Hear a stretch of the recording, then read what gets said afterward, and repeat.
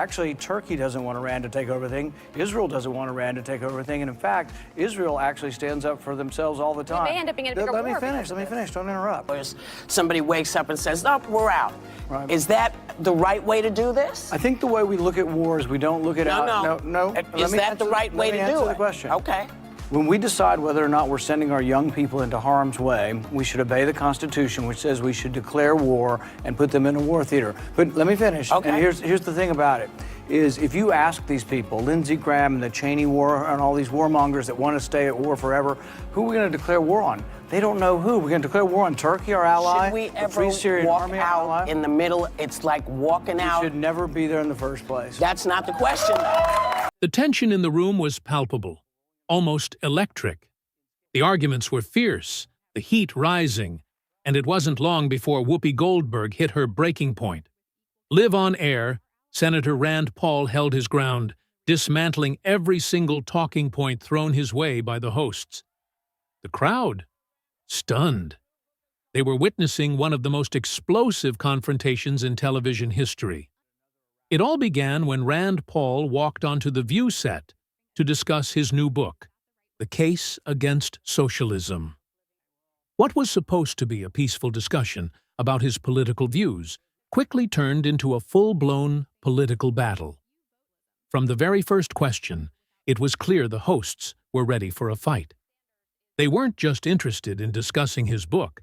They were ready to challenge him on everything from foreign policy to his views on socialism. Sunny Hostin was the first to take a swing. She brought up Venezuela, arguing that socialism had nothing to do with the country's economic collapse. Rand Paul, however, wasn't having it. Calmly, but with clear conviction, he shot back, explaining that the economic ruin in Venezuela was a direct result of socialist policies. The argument between the two was heating up when Rand Paul dropped a bombshell. He stated, "You can't even compare Bernie Sanders' socialism." Free stuff. We don't have free health care. Well, our public education system is a problem. Denmark. They would never elect him. The crowd was shocked. But Rand didn't stop there.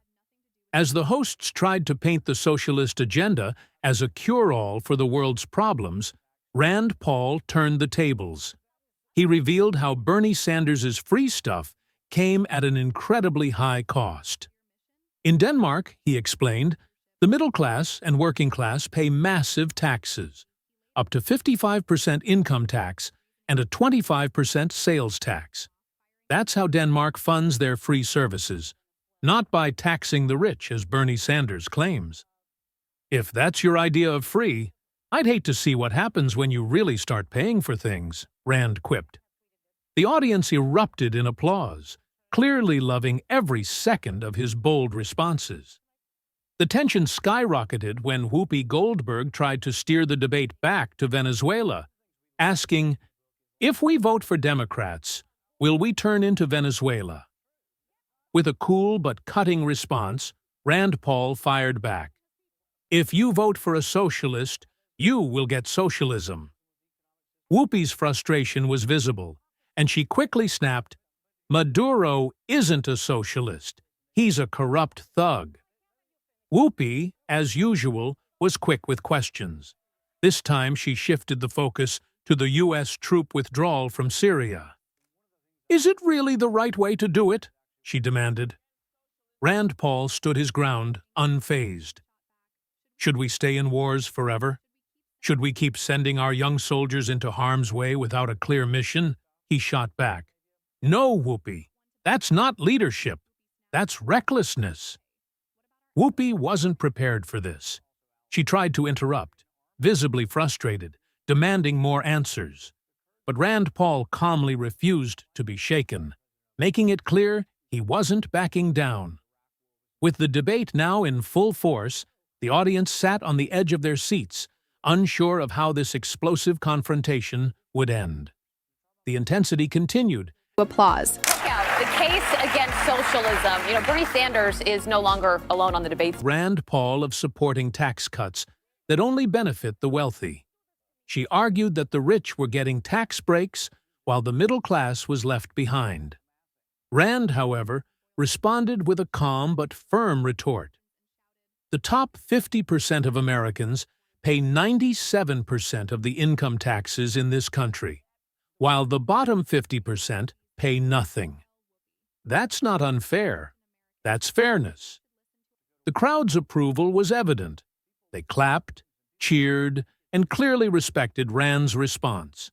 But Sunny wasn't done yet. She quickly pivoted the conversation back to healthcare and education, determined to keep the pressure on him. The conversation was heating up, but Rand wasn't backing down.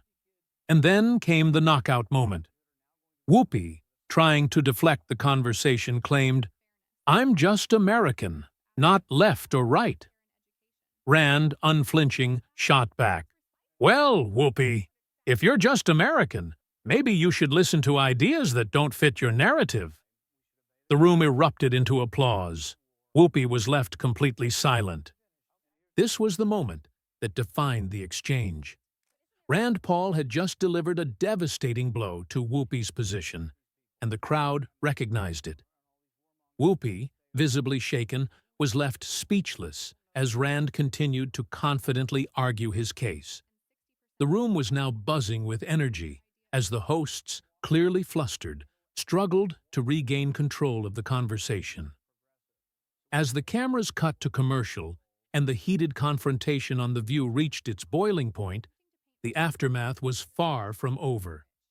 The tension between Senator Rand Paul and Whoopi Goldberg, along with the other hosts, left a deep mark not only on the set, but also on the viewers at home. What had started as a discussion on his book, The Case Against Socialism, had turned into a full-blown political spectacle, one that sparked passionate debates and drawn-out discussions in households, social media threads, and newsrooms across the country. The social media storm, once the commercial break ended and the dust began. Bernie Sanders is no longer alone on the debate stage. It seems like we're hearing more and more about socialism. In fact, 43% of Americans think it's a good thing. You are on the complete other end of that. The digital landscape. Some saw Rand Paul's performance as a brilliant political maneuver, a calm and reasoned defense of his beliefs in the face of intense scrutiny. Others viewed his responses as too blunt and dismissive, especially in the face of Whoopi's increasingly frustrated interruptions. Many viewers applauded Rand's ability to remain composed, acknowledging the difficulty of standing firm in a room full of opponents. He had held his ground on issues such as Venezuela's descent into chaos under socialist policies, the realities of the high taxes required to fund so-called free programs, and the debate surrounding America's foreign policy and military involvement. On the flip side, critics of Rand Paul criticized his aggressive approach and tone, feeling that his answers didn't fully address the deeper complexities of the issues raised. Was his argument against socialism one-dimensional? Did he oversimplify Venezuela's political turmoil in order to serve his broader ideological stance? These questions persisted as the media analyzed every word and facial expression from the debate. A particularly contentious topic emerged. Was Rand Paul truly offering a nuanced perspective on foreign policy, or was he merely parroting a simplistic isolationist narrative that ignored the broader global context? With this debate intensifying, it became evident that his views would continue to stir reactions long after the cameras stopped rolling. However, some analysts pushed back, emphasizing that Rand Paul's comparison between Denmark and the U.S. was not entirely fair. Critics pointed out that Denmark, though a country with high taxes, also provides universal health care, strong education systems, and greater social safety nets, which many citizens find beneficial. Was Rand's comparison an oversimplification of what makes Scandinavian models successful, or was he merely trying to highlight the potential downsides of such systems? These questions became the focal point of the national conversation. However, critics were quick to counter that Venezuela's problems were more complex than just socialism. They pointed out that the country had faced economic mismanagement, corruption, and authoritarian governance under leaders like Hugo Chavez and Nicolás Maduro.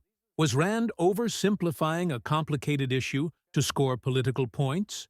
Or was he right to emphasize the inherent flaws in socialist governance?